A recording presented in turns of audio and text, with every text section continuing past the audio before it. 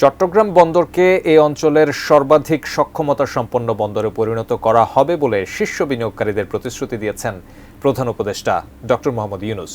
সুইজারল্যান্ডের দাভোসে world economic ফোরামের বিভিন্ন বৈঠকে ব্যবসায়ী ও বিনিয়োগকারীরা চট্টগ্রাম বন্দরের দুর্বলতা তুলে ধরলে একথা বলেন তিনি। পরে প্রধান উপদেষ্টার প্রেস সচিব শফিকুল আলম এ বিষয়ে গণমাধ্যমকে বিস্তারিত জানান। সকালবেলায় ডিপি ওয়ার্ল্ড এসেছিলেন।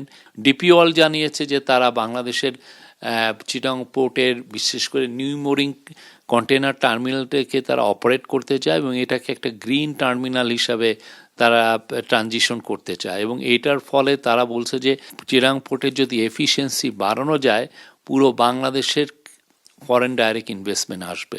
ডিপি ওয়ার্ল্ডের ছাড়াও আজকে মার্কস লাইন যারা গ্রুপ, এটার এপি মোলার মার্কস হচ্ছে ওয়ার্ল্ডের one of the largest shipping companies এবং ওরাও একটা বড় পোর্ট অপারেটর। ওরাও বাংলাদেশে আসতে চাচ্ছে, বিশেষ করে চিটাগং পোর্টের অদূরে লাল দিয়া পোর্টটা ওরা অপারেট করতে চাচ্ছে। চিটাগং পোর্টের ক্ষেত্রে প্রফেসর ইউনূসের বক্তব্য খুবই এখানে স্পষ্ট। উনি ওদেরকে বলেছেন যে উনি চিটাগং পোর্টটাকে খুব এফিশিয়েন্ট করতে চান।